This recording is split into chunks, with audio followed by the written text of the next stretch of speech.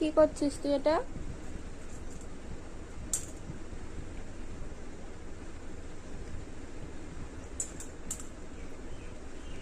সারা বিছানা মুড়ি টুড়ি ফেলে কি অবস্থা করেছে। স্নান কর, স্নান কর, মুড়ি দিয়ে স্নান কর, স্নান করো।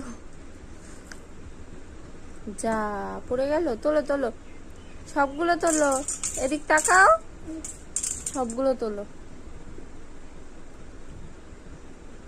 জামাটা এই রে, এই কি করছিস তুই এটা?